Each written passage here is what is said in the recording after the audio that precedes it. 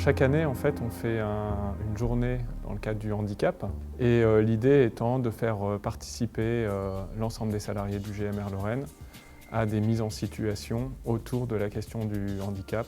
Alors déjà, on se rencontre avec le référent handicap pour connaître bien les objectifs sur lesquels on doit travailler. Ensuite, je rencontre les équipes terrain, les managers, les gars qui bossent sur le terrain, parce que le but, c'est vraiment de s'imprégner, de rendre le spectacle vivant, qui puisse se mettre à la place des comédiens. Et à partir de là, on écrit avec les objectifs, en sachant ce qu'on veut leur dire, mais avec la forme qui est celle des gars du terrain. On m'avait dit que j'allais assister à une pièce de théâtre, mais je pensais avoir les acteurs en face de moi, et là, je les ai avec moi autour de la table.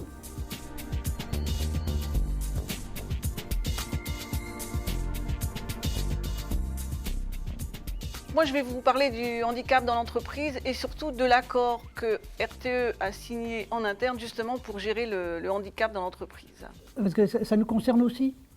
Attendez, on a prévu d'embaucher une personne handicapée sur votre équipe et on voulait un petit peu...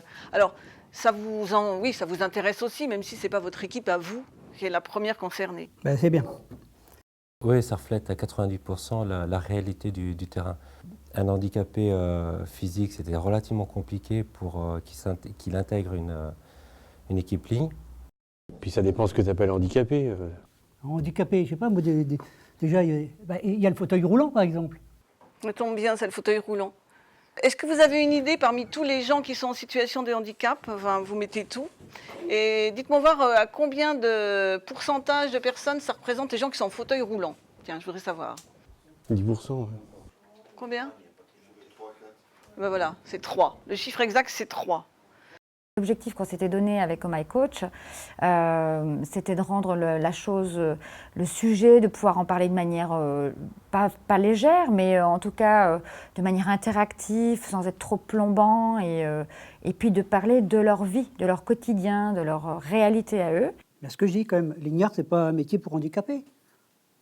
Ouais, Jean-Claude, tu prends les choses à l'envers. Comment ça, je prends les choses à l'envers? Il faut voir les choses autrement. Dans notre métier, le problème, c'est que c'est le métier qui va créer le handicap. Ben oui.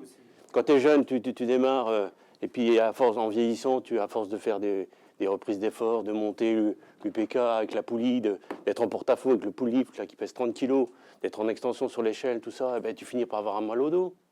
Le spectacle reflète exactement le terrain. Je pensais avoir une seule idée, mais en fin de compte, le fait de partager, c'est vraiment essentiel. Je pense que c'est une bonne idée. Ça permettra de sensibiliser beaucoup plus chaque agent et de se responsabiliser un peu plus. Parce qu'en fait, en matière de handicap, on est surtout face à des peurs. Les gens ont peur du handicap, ça les effraie. Et ça ne sert à rien de parler trop longtemps autour d'eux ou donner des documents techniques, parce qu'il faut entrer au cœur de l'individu, là où sont nichées les peurs. Et pour ça, le fait d'entrer par le théâtre, ça permet d'entrer par l'émotion, ça permet d'entrer par le corps, par un autre biais. Et là, on va vraiment toucher l'individu, on va lui permettre d'évoluer. C'est pour ça que chez Oh My Coach, on essaye autant que possible de jouer autour du handicap. On a vu que vraiment certaines personnes étaient rentrées avec leur émotion même dans la pièce de théâtre en interagissant avec les comédiens, et ça c'est une vraie réussite je pense, et ça a permis de laisser libre cours au message qu'on a souhaité passer, c'est-à-dire c'est quoi l'accord handicap dans l'entreprise.